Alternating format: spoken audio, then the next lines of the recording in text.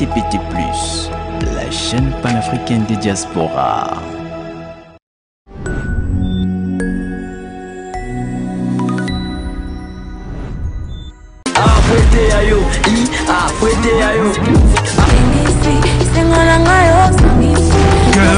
Je veux te parler, veux-tu m'écouter?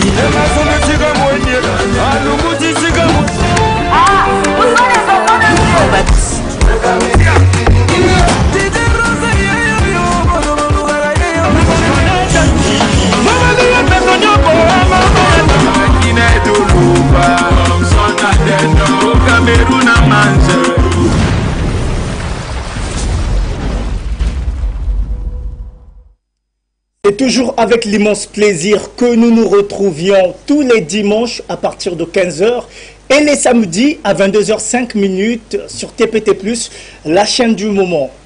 Mesdames, Messieurs, bonjour et bienvenue sur Musique Arc-en-Ciel, votre émission de chronique musicale, l'émission qui vous informe, édifie, inspire et divertit, la première du genre. Aujourd'hui, c'est un nouveau numéro. Comme d'habitude, on aura quelqu'un d'autre et il y aura beaucoup de choses au rendez-vous. Alors, voici donc l'ossature de notre numéro d'émission d'aujourd'hui. Nous aurons l'actu comme le dit la tradition, où nous allons vous donner des informations fiables qui ont marqué ces dernières semaines. Puis, nous allons aborder notre thématique qui sera portée sur les artistes musiciens handicapés. Et juste après, nous allons chuter par les divers, la partie où, avec notre invité, nous disons tout sans pourtant passer par le dos de la cuillère. Ceci étant dit, je vais remercier NG La Merveille qui est derrière les manettes. Il est à la réalisation de cette émission. Je vais également dire bonjour à Kevin le différent maître Paille qui est de retour sur la place de Pointe-Noire. Bon retour à toi, ça fait plaisir. Sur ce, on va suivre l'actu qui a marqué la semaine et juste après, nous allons revenir.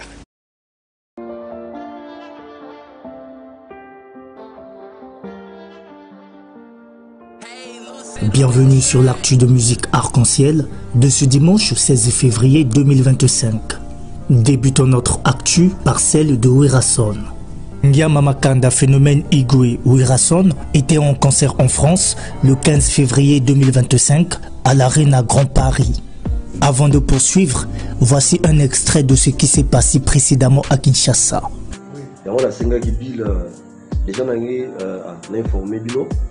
Déjà tu récupères qui va passer en ambassade. Maintenant on a besoin de déjà payer ça là. On va remettre les billes pour passer.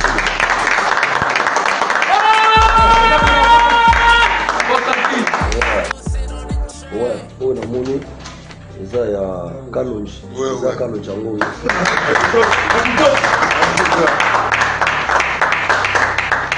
On a monnaie, il n'y a pas Touziane. Pas Touziane.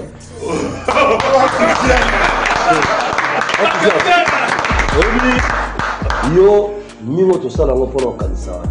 Grand frère top, c'est comme ce question de réflexion. Vekin que c'est remené. Voilà ina ngaka koyoka. Mapanzi na yesanga. Patuzana leka. Wara leka menea. Amemi patuzana. Sama mabala commission. C'est ma belle à Robomba, pour mec à concert, Batango, bazar un souci, ma mon habit qu'il donne. Ma vie ma qu'il touche, ma mon aïka. Bah, il va vivre, c'est ça, quand il y a mise en scène, tu vas vivre. Ah, DJ, au génération maison mère, si tu as les lots, vous avez parmi les chanteurs, ou yanga, ou bagatikala, on a l'image de notre. C'est-à-dire, sentiment là. Mais volonté ou ya ba fanatique ou ba on est sur la scène tout de suite marati avec prise s'il te plaît il a sur big placha adjectif encore une fois kasi lokole komi boy ya werangia matsiliki mama ndeni lufundo eleki penza Tuzokita, yangi amazo, yangi amazo,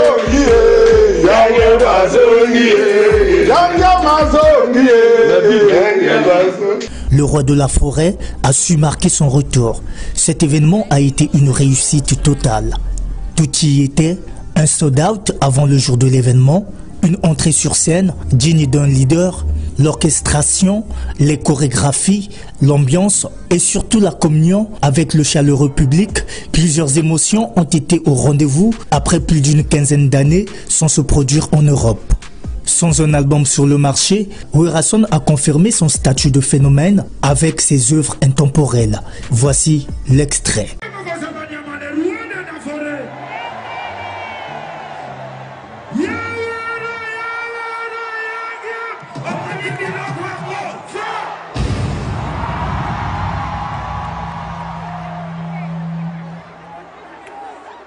C'est l'Islamique qui met les conséquences au réel. Oui.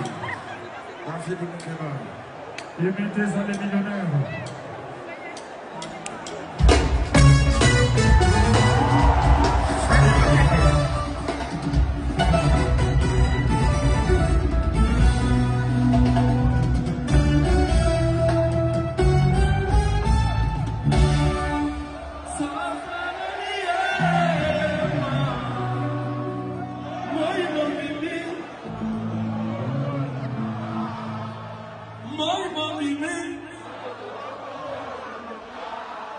Merci beaucoup.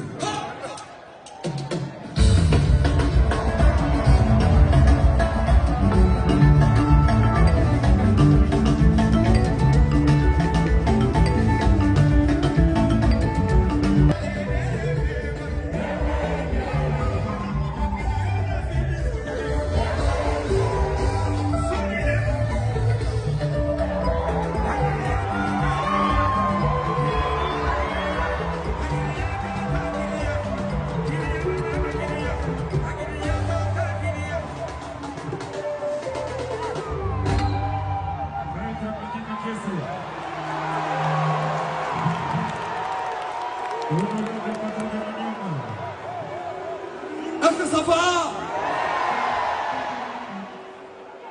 Je vous avais promis que Bill sera là avec nous. Est-ce que vous êtes contents? Si vous avez mis un peu de bruit, s'il vous plaît.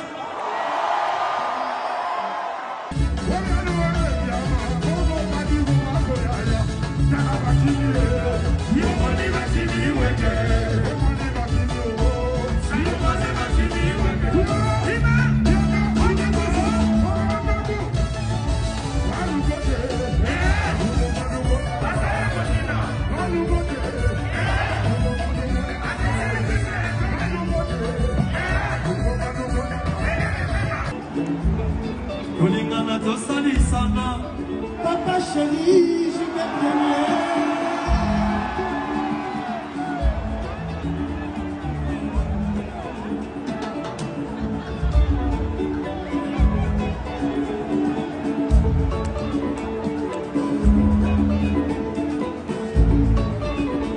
Dosali sana, Erekola.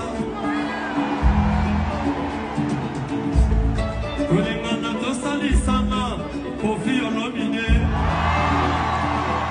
Non.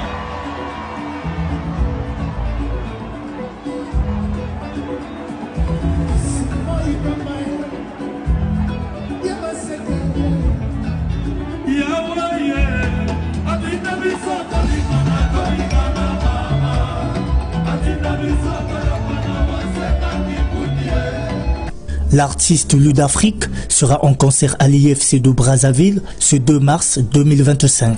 L'artiste Afaratiena Fukushima sera en concert live ce 8 mars 2025 au Cabaret Sauvage à Paris. L'artiste Nelly M, alias Mama National, sera en spectacle à l'IFC de Brazzaville ce vendredi 4 avril 2025. Le nouveau clip Collé Laté de Fanny Fayard est déjà disponible sur YouTube depuis 2 jours.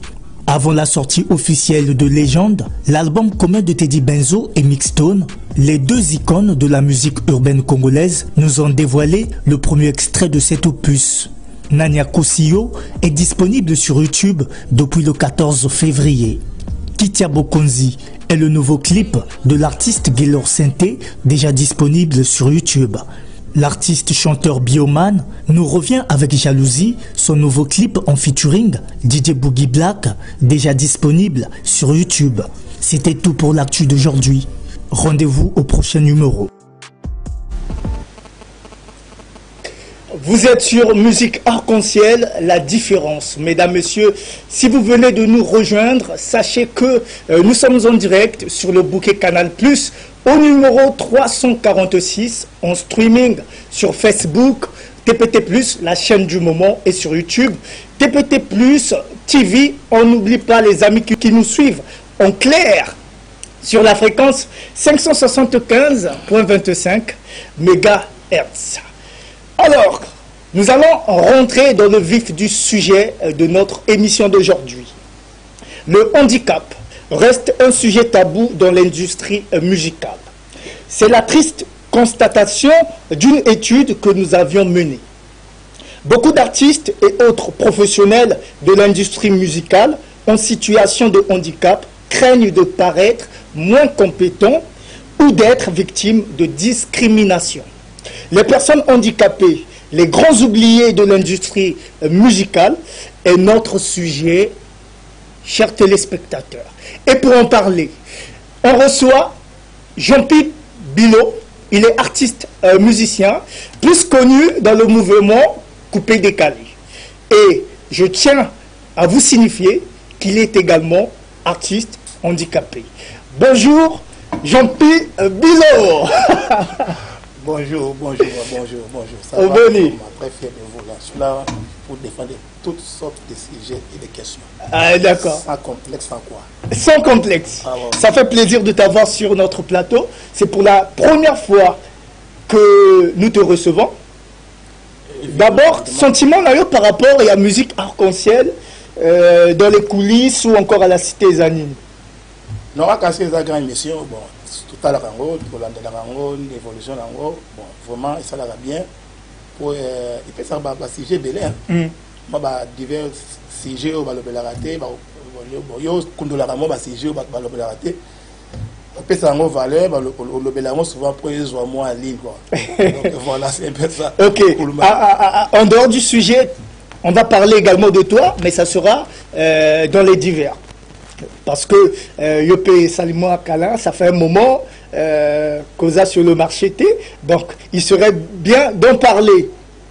Et si qu'on y a des artistes, musiciens handicapés, comment on vous reçoit dans la société? Nabaninga Nabino, des artistes valides. Ndengani va considérer que Bino, est-ce que ils ont même considération? Ou bien ils ont une discrimination dans le milieu entre Bino et les artistes? Est-ce qu'ils ont la guerre entre les artistes et les films? Non, un film. Il n'y a pas de différence. C'est la même musique que nous faisons. Et de toute façon, ils ont la même musique au Salaka. Il n'y a pas de différence. Non. Et pour le moment, tant que tu as 4 artistes dans la préfecture, il y a Bajaro, il y a Bajaro. Tout ça humain, tout ça égaux, tout ça normal. Donc il n'y a pas de différence. Donc ce qui, c'est-à-dire qu'ils ont quelque part infirmiers et qu'ils d'ailleurs dans la défaite primaire. Non. Cerveau et salaka. Cerveau et salaka. Ça la musique d'ailleurs, ça la bande va bien. Ça, on se retrouve. C'est comme les États-Unis. Oui, il y avait un monsieur américain qui est sous nom. À comme grand star. C'est comme la cabine dans la monnaie uniforme. On a comme grand star aux États-Unis. Ils ont fatigué, ils ont défaité, puis la faiblesse des cool. Voilà, tout se passe dans le mental parce que pour un vrai handicap, ils ont mental. Mais le physique ne joue pas grand-chose. Parce que grâce à la mentalité et à cerveau, on peut faire beaucoup de choses. Même ce qui paraît impossible, on a mis sur un bateau. Cependant, Mebosa est belé comme artiste qui se plaignent que nos bisso va considérer que bissoté, on n'a pas le champ libre pour Nanini. Yo osa normalement témoignage vivant. sikoyo olobi que différence ezate mais pour la nini baninga na yo bas artistes commis que se plaindre et belé. Il y a tellement d'artistes qui se plaignent. Est-ce que Bazan a tort? Le quoi quel artiste quel monsieur oyako ngana yebi bas artistes ceux qui montoisa péré à osaka péré même pesa l'équipe nga Jean Pibilo na mon agate regarde handicapé même Moutel Bo handicapé moral il y a nous pas handicapé veste pas azala buzo bana mutu handicapé moral physique et ali handicapé physique ezali moral pesali na niveau cerveau na ye pour tout à la compétence non dévouée à la problème cerveau à pas handicapé moral handicapé physique na moral. Par exemple, il y a pas handicapé peut-être de moral, mais faut que la réalité non.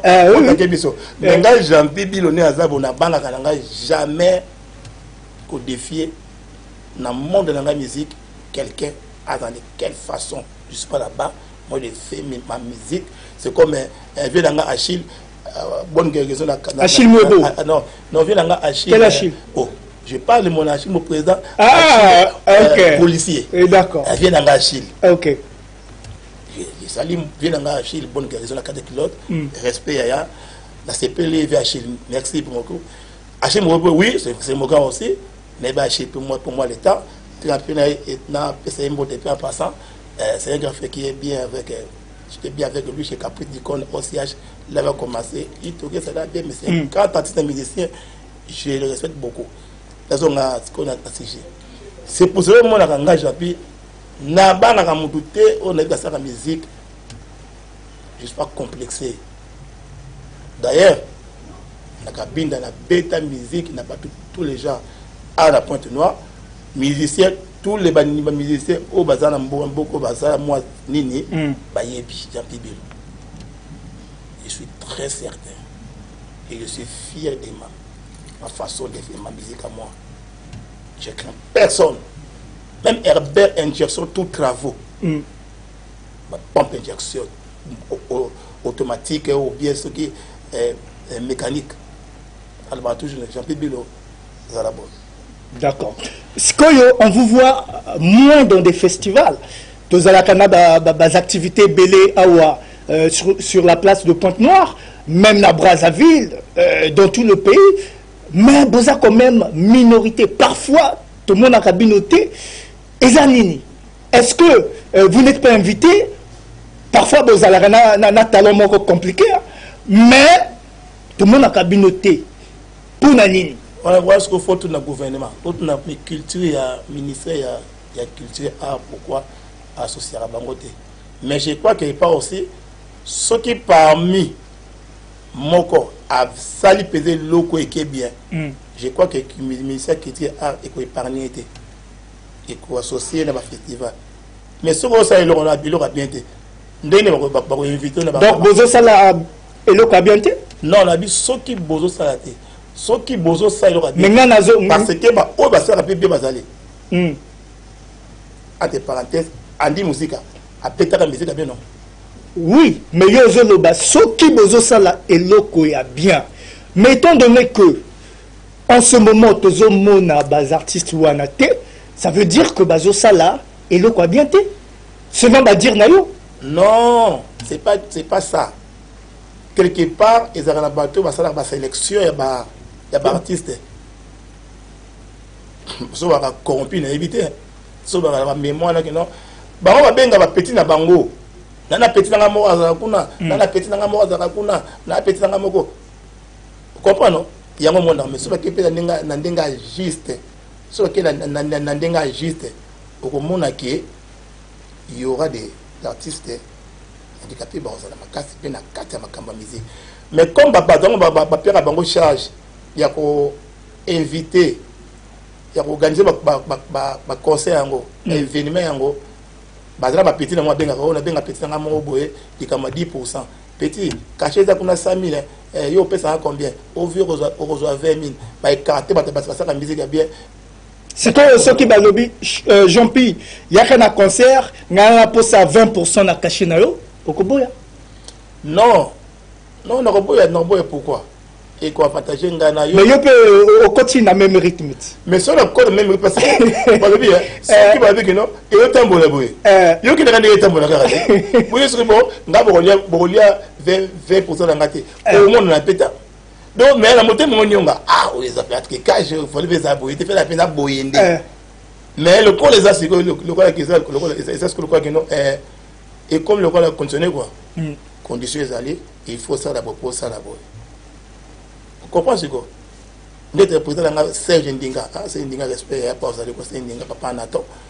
Donc, ils ont juste, Coolman, Oyebi, ceux qui sont sincères, la culture, tous les rails à musiciens, on va la considérer.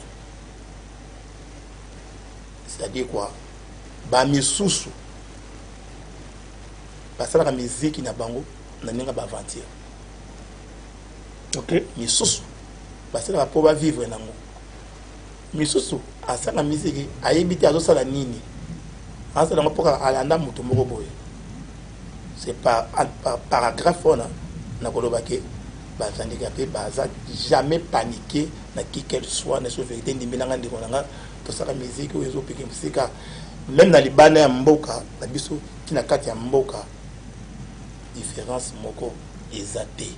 Donc bah les lots nous regardons tout le coulement des aboyés bah que non on est capable de la faiblité tout la paix faiblité tout la paix paniquer le côté souris tembe de la paix boché bah spectacle paix bon moi qui bah ya bah ça m'a pas cambo bah toi c'est bien sans donc sans complexe je suis gentil bilo na ebini na oloba coulement banzemo na ngene kakana dans la chaîne ils ont les canaba la chaîne TPT, c'est pas c'est tout parti tant que combo raté mais les cas qui na YouTube ils en a pays tranché ba talango na mona ka nombre ba réponse na mona ka pe ba commentaire na mona waouh avenir ezali siko yesenga ni kaka gouvernement musique culture art et pour ça kaka na ba santé culture français na ba collaboration wana sinon rien à faire ça. D'accord. Tout à l'heure, tu as parlé de l'orchestre, on dit Musica. Sur la place de Pointe-Noire, Bazalaki n'a succès moko, compliqué. Mais actuellement, franchement, personnellement, je ne comprends pas ce qui se passe. Est-ce que Bazalaka na bango? Oh.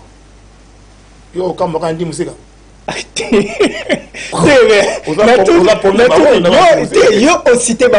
Voilà pourquoi je te pose la question.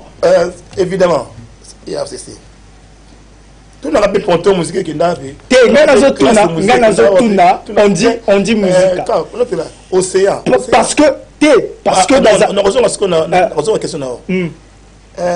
orchestre est belé.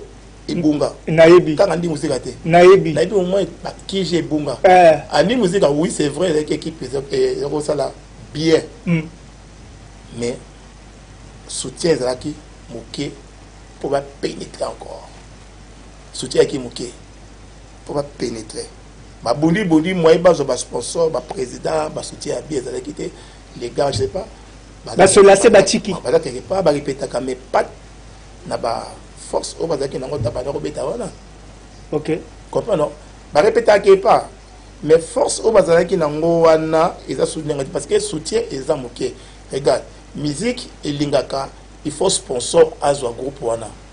Par exemple na pays muso atawa pays ate mais mboko muso pays za ka omona. Vodacom ezui sponsor, ezui musicien moko boye. Alors soutenir les spectacles na e. Alors tu les moyens Misa Lalika a tonga la qui a quelle répétition les moyens où il évoluer. Non, mais avant, il y a ce que l'artiste a traversé. Avant soutien, voilà. Nombreux sont ces artistes qui sont passés dans des conditions encore compliquées. Mais après, dans l'effort Nabango, ils se sont retrouvés. Ce n'est pas de but en blanc que sponsor à Koyaka. Il faut comprendre. Ce n'est pas de but en blanc. Il faut travailler la nuit. Parce que le succès ne vient pas comme ça. Ça ne vient pas seul. Ça vient avec le travail. Et il y a un bilo qui est belé. Par exemple, de l'autre côté, il y a RDC, Staff Bendabilili, orchestre originaire de Kinshasa, composé principalement de personnes handicapées. Je suis bien à la chaîne. Juste succès, moi, compliqué. Allô? Allô? Bonjour. Allô? Oui, bonjour, monsieur. Oui, je dis, c'est bien la chaîne TPT. Oui, c'est la chaîne TPT. Vous êtes en direct de l'émission Musique Arc-en-Ciel. D'accord. Monsieur, je vous appelle de Brazzaville et je crois que à la fin, je veux parler directement avec vous. D'accord. Il n'y a pas de souci. Merci beaucoup.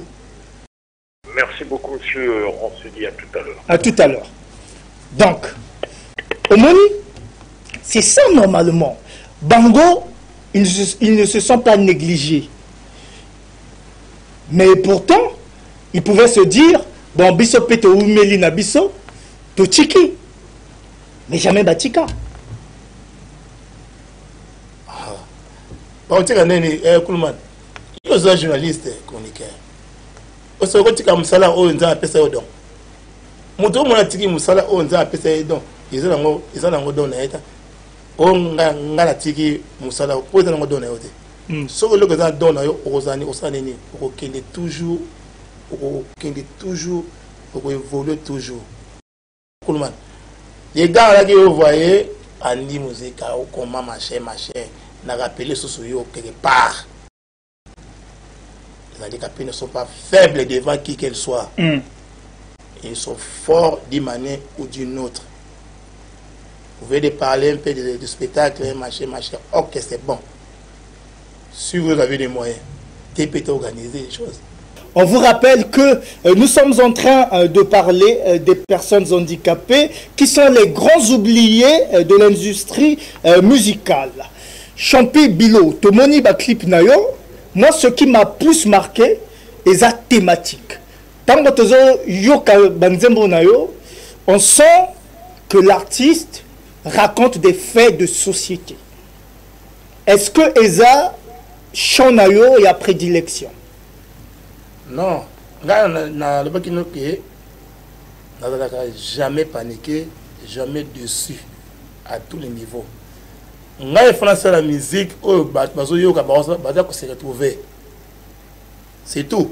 Mon problème c'est la musique, moto yoki azu moi loko.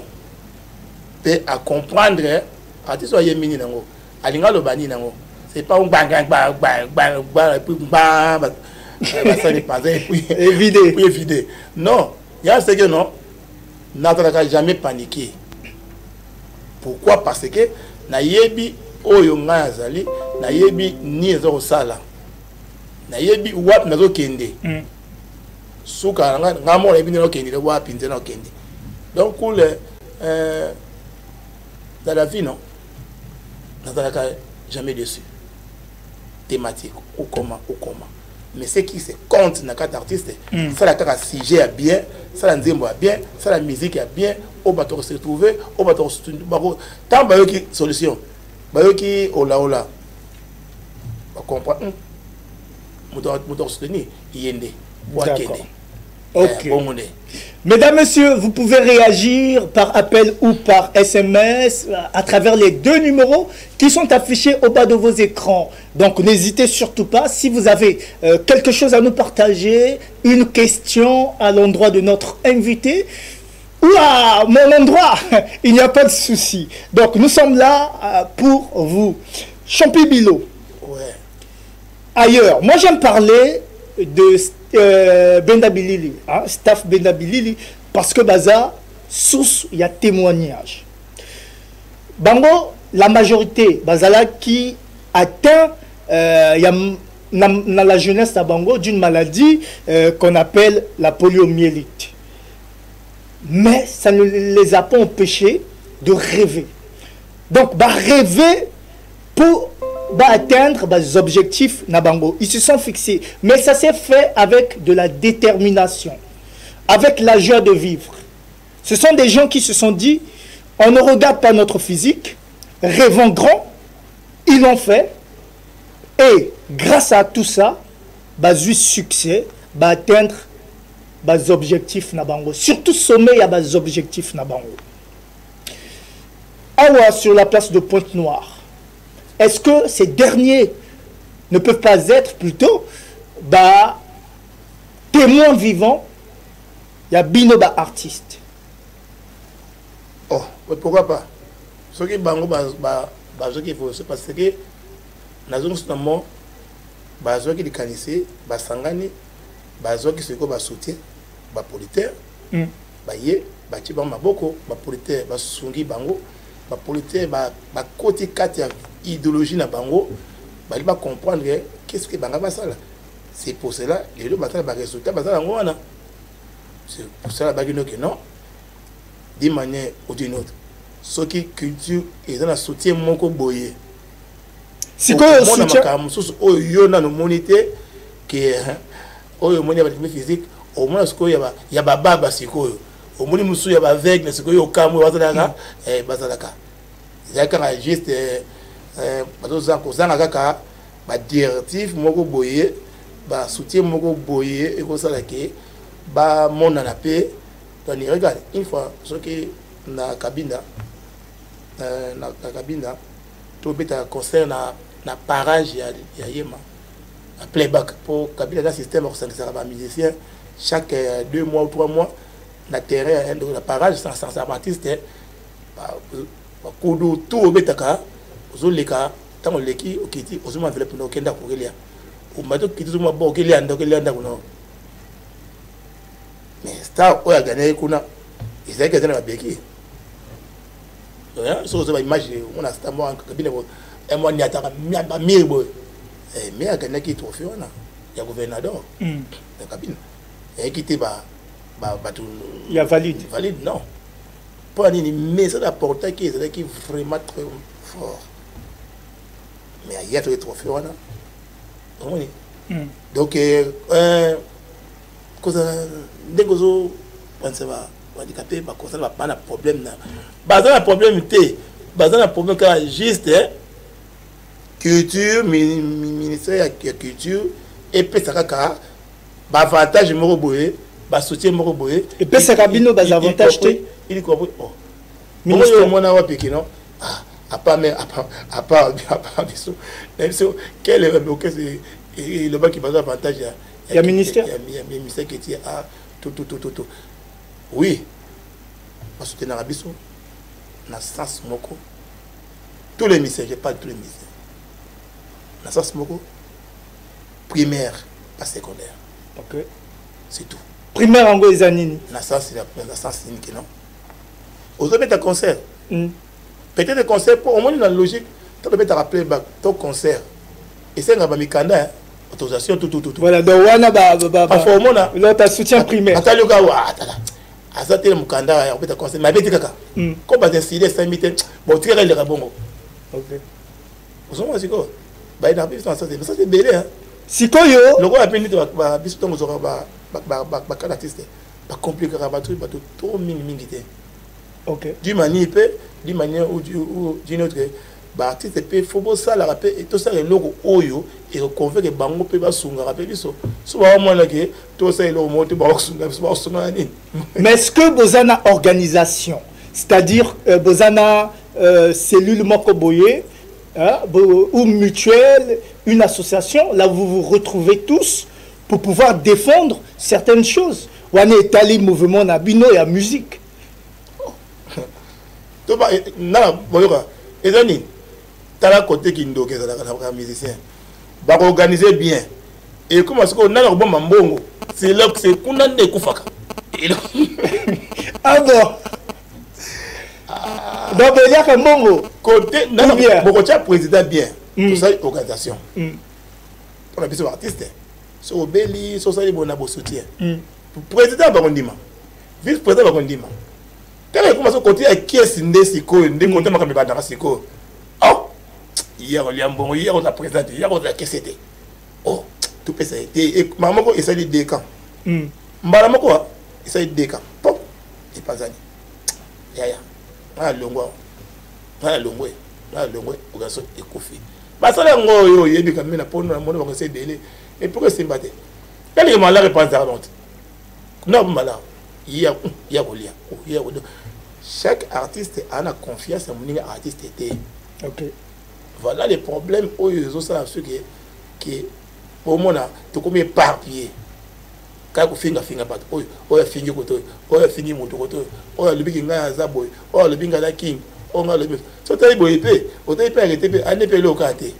Mais puisque boyebi que parti wane panza kabino et zambongo, mais vous ne pouvez pas ôter côté ambongo wana bolongo liango, c'est-à-dire bon monter bureau nabino, mais sans pourtant vous tenir compte il y a les cambo ambongo.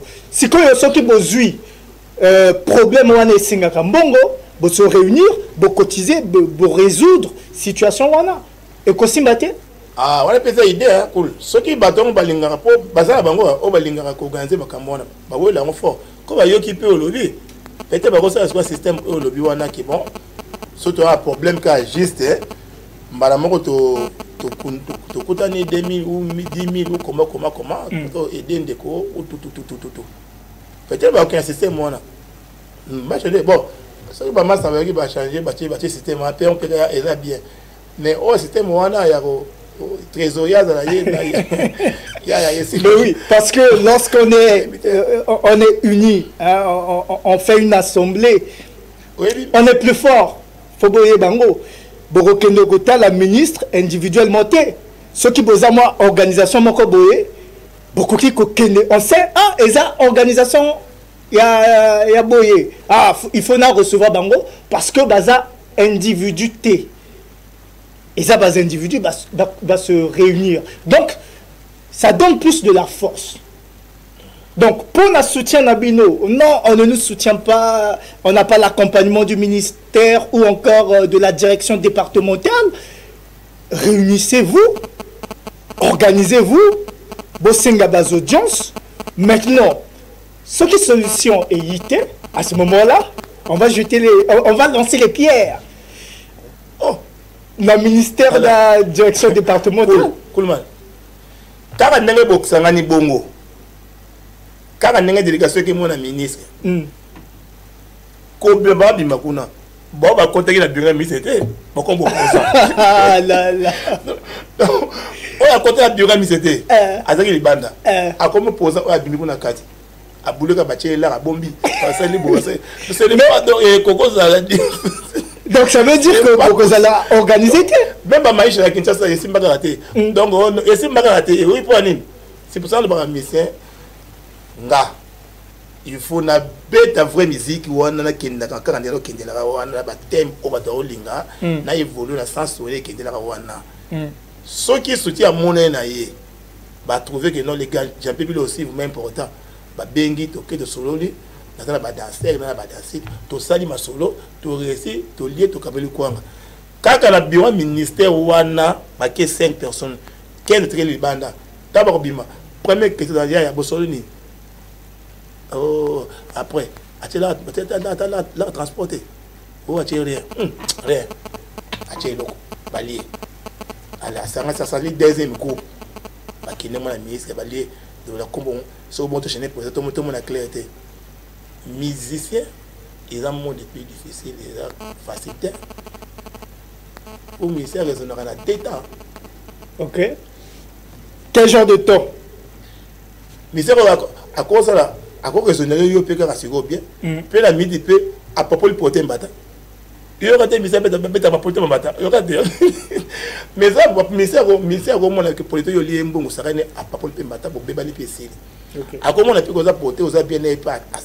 Azana yo pe bo vivre pe bo vandi pe bo sali pe masole belé pe bo évoluer au moins les arno na mon musique za mon mo bo ne so cool man so dans la qualité au comprendre tenir les gars kuna bah les plus grands ennemis il y a la politicien dans la musicien. Ah bon? Et hypocrisie makasi. Et yo benga cool que non na benga chapitre na pe chapitre moi 100,000 mo boye après ta playback parawa il y a à vivre.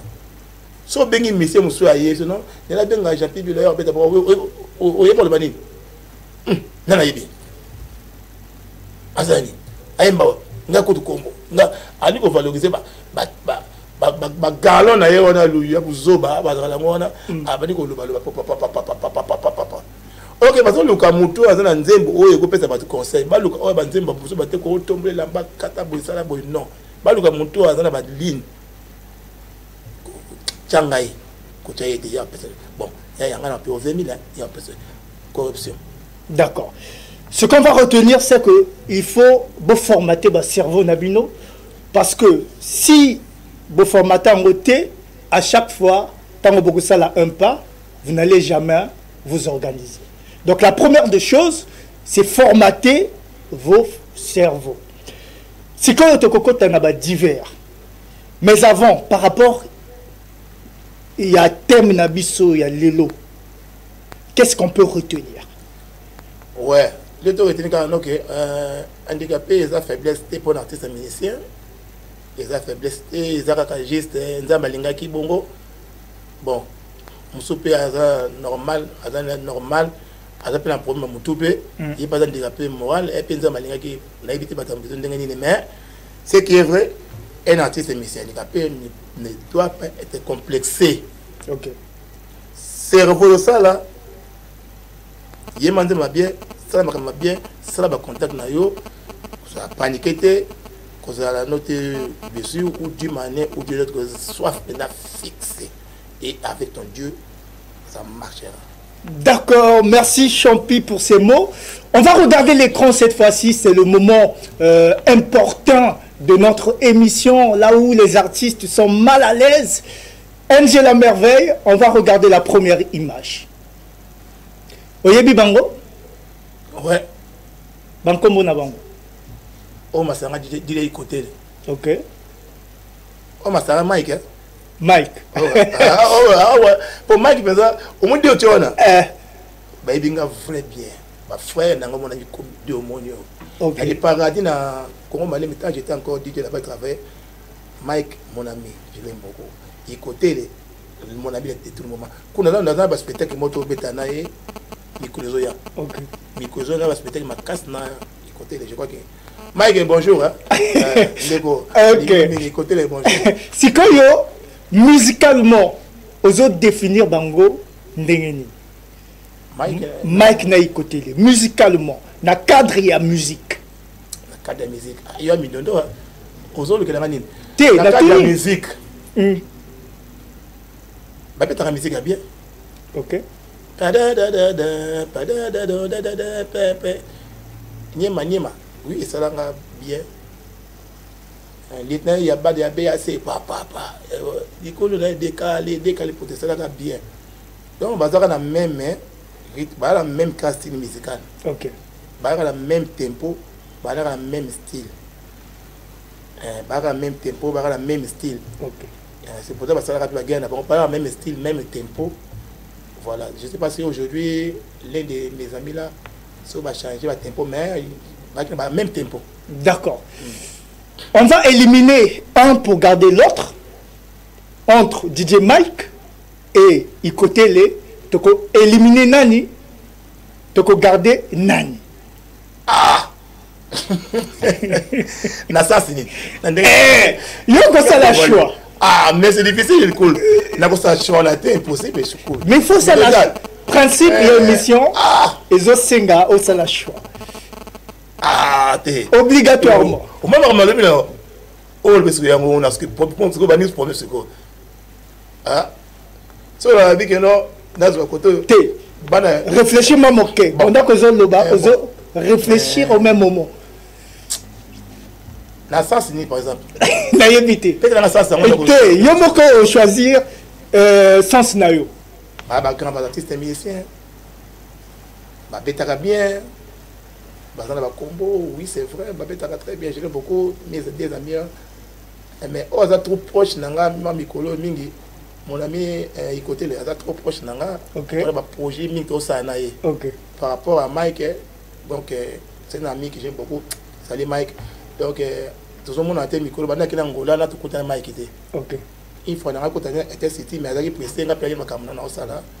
Mais côté to za mingi. De so binanga mito. Okopona nani. Na ko so côté pas mingi nanga micro pour to programme to ça na. OK. Et après le côté so Mike ou bien souper puis zo na ba programme pour ça. C'est bon. Mais après émission Kolobate, que non, Eza Esti Coolman a forcé Ngana la choix parce que tu es Bino. Non, on est d'accord. Donc par rapport à affinité Nayo, ça les choix parce que nous avons bien. Voilà. Mais on a le côté les nous avons un programme naïe. OK. Dans le bêta playback Mikolo tout ça programme au naïe to banda playback belé on va organiser il y a des invités na cap du corps. D'accord. Donc par rapport à affinité Wana. Mike Pesa et karaté mais Mike peut plus tard. On peut choisir ce que c'est que le roi lion ce que a Rosalapé na posa na pe na mikolo ya pe a Rosalapé na programme nanga. D'accord. Les minutes pendant le programme na côté na cap. Donc Oponi il côté les. C'est bon. Voilà. OK. Deuxième image. Yo mystère va piège ça. Ah. Oyebi bango. Ah, oyo oyo dirait c'est mon non. Bon regarde, Coolman. C'est qui est vrai non? Coolman. Ngata na longo na 2011. On a kende Angola. D'accord. Na tika ke ba mission. Donc 2011, en 2011. Mission na tika ka. On a eu maîtrisa. On a eu qui va show ezaka batawona. Atika kanani. Zalaka ozonga ki mokolonini. Na kasali 10 ans Angola. Mais ozonga ki mokolonini na confirmant. Na écoute ba pète ba lek ba bimi. D'accord. Et belo lek auto mena meté ba monter. Donc plus de 4 ans déjà. Donc voilà. Na sala ibo, na zoa ki na maîtriser ki tala kenda Angola. Na maîtriser ki on a eu bango. Tu ko citer bango te. Toza na image. Mais au moni MG la merveille. Toza na image. Donc depuis ozonga ki ozo reconnaître mon côté. Non, c'est là. On dirait Darvin, non? On dirait naïbité. Yo motozo. En tout cas, bon, pour l'angaï. Je sais pas, on doit être sur Pierre à tout raison. Baza partie de Missé Balé qui n'a pas de Balé qui n'a pas. Ok. Il n'a pas de Bangote. Ok. Nous avons Darvin, notre Tomoluma. Je crois que c'est. Non. Darvin, non, Corbia. Corbia, ouais, Corbia, oui. Champi. Ouais, vous avez mystique, hein? Ouais, Corbia. Parce que Corbia, dans le paradis, les qui a battu dans sa comme dans le paradis, à Singavé, tu repères qui banda bétonné comme ça, la bonne mémoire, les paradis, on comprend dans n'a pas le paradis. C'est quoi yo, au Bossanier? Non, il est gentil. Non, il est gentil. Corbia, un mot de pas aux alliés. D'accord. Maintenant, aux autres définir Bango Ndengeni. Mais donc ça, le col a écouté là, musicalement parlant. Maliki ba passe la musique dans le Simba, ba même presque tempo. OK. Yo a des musiciens, yo j'abonne dans maloba lobaka. Minga était quand musicien, na yo ka instrumental musique ni yazo beta pour musique ni izo bima. C'est pour cela que ça attend comme va falloir grand frère ça va. Et là, ça fait ça, pas de et ça va musique ou on est ça la grandeur. C'est quand le champi aux ombres que les autres ont brouillé biso. Toza, na Darvel, na Corbillard. Ah ouais, toza la faillite. Yo le grand il ne comprend pas. T'es non comme côté, et ça ma question cara. Bon, OK. Ne répondons répondre. En toute franchise. Ozo définir bango ndengeni na musique. La musique, baza artiste musicien, baza ça la évolution na bango, baza ko évoluer bango dinde baza bongo. Na ba vie na bango, c'est bon. C'est bon. C'est quoi le kopona nani? Na ba balé boy. Bon, Corbière, après Corbière est petit nanga depuis hein. D'avant c'est mais au Bossani petit na yo. Quel petit sous. Mais Corbière non.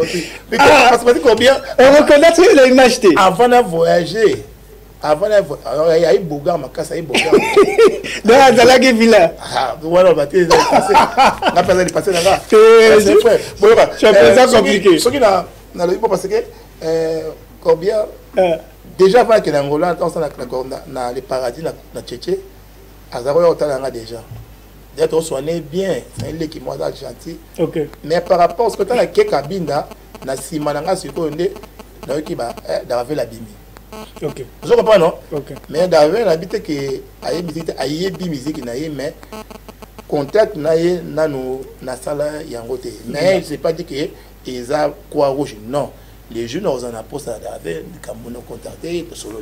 Ok. Mais pour le moment, au choisir Corbillard. Ouais, c'est noté. Déjà avant la voyage Angola. D'accord. La suite. Oyebi Bango? Mais Bill Clinton, animateur, Isra Musica. Bill? Ozomo na Bill wapi? Mais la droite, non? Na droite Bill? Ouais. Oh, t'as ma beaucoup pour les voilà. Na gauche? Isra animateur Isra Musica. Ah! Nani Zara, Nani. Ah! Donc na droite, Bill Clinton. Na gauche, animateur et extra musica. Zara, oui. Zara. Non, Azazaki de extra musica, je crois. Bon, on a quoi aider. En tout cas, bon, de toute façon. On a quoi aider. De toute façon, hein. De toute façon. Naïbi va monter. Compliqué au thé là, n'a mettez le monter. Bon, osez mettre le monter. Tous les gars. Même mettez le monter, n'a mettez le monter parce que vous voulez le bon, on a quoi aider. Na droite, tozana Zaparo de guerre. Na gauche, tozana Biraman rouge. Oyebi Bangote, tous les cas. Ok. Venez au combo. Non, c'est-à-dire, cool. Ah, champion. Cool. C'est pas un problème. Peut-être pas y peut-être. Et c'est un problème. Souvent, on a dit oh, David Bilo, on a maîtrisé l'artiste, peut-être on a découvert. On peut découper. Oyebi Bangote. Donc, de mon terme, comme on a, ce qu'on a eu, comme on a, mais de face boyée. D'accord. Si quand yo, okoponanani. T'as comme ça. Tozana Zaparo de guerre, na Biraman rouge. Zaparo de guerre. Il y a Nouvel Horizon, Extra Musique Nouvel Horizon. Biraman rouge, il y a Patrouille des Stars. Non, Zaparo Kaka. Zaparo Kaka. Oui. D'accord. Merci Champi Bilo. Bon, tu commis à la fin, il y a l'émission Nabiso. Mon ayo, pour Nakosuki Saizani. Vient Achille, mon adjudant respect. Na pesa mbote na vient Achille, bonne raison. Na pesa mbote na César Ndinga. Na pesa mbote na Gaga les camps coiffeurs. Na pesa mbote na Manganga, plus grand pétrolier. Na pesa mbote na Herbert, injection, tout travaux. Il y a plaque d'injection automatique ou mécanique. Bon, fait la faisant nini. Na pesa programme nanga. Na saki da deux clips. Et les cas, merci beaucoup d'abord, c'est que l'amour, merci. Dans sa troisième clip. Après, nous avons playback, moi, show. Ok. Show, nous avons répété quand on était c'était avant. Avant, nous avons surtout dans Angola, nous avons sous. Pour permettre à ça playback, nous avons conseil. Ok. Donc, nous sommes très sincères, je suis très vraiment optimiste. Nous avons réglé le programme où ils ont tout. Très fier de ça donc. Merci Champi Bilo. On va prendre deux messages rapidement. Bonjour à vous et merci beaucoup. C'est Khaled depuis la Poudrière. C'est juste pour vous signaler ma présence. Mbote Nabino. Merci Khaled. Bonjour Esti Koulman, le général. Comment vas-tu? Merci pour cette émission. C'est vrai que c'est la différence. Bien sûr, c'est musique arc-en-ciel, la différence. Alors, chers téléspectateurs, on arrive au terme de notre programme télévisé. Nous allons nous retrouver le samedi à partir de 22h05 pour la rediffusion de cette émission. Et le dimanche prochain, ça sera un nouveau numéro. Merci à NG La Merveille qui était à la réalisation de cette émission. Que veulent le différent maître Paille? Salutations à toi. La programmation a été assurée par M. Elios Boabey. La supervision par Mme Rika Sheila Oko. On n'oublie pas de saluer M. Emer Madassou, le commandant Tili Poabou. On est ensemble. La famille, on vous aime bien et on vous laisse en bonne compagnie des programmes de TPT+, la chaîne du moment. Et n'oubliez pas que Tommy Kitissa, le Kola Taïba Saba Chege, Ponzambe, Atombola Bisso, le Kola Enfilage, il y a des témoins de Jéhovah. On vous dit au revoir. À la prochaine.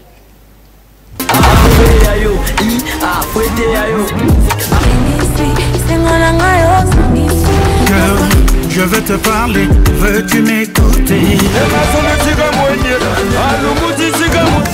Ah, vous les enfants de Dieu.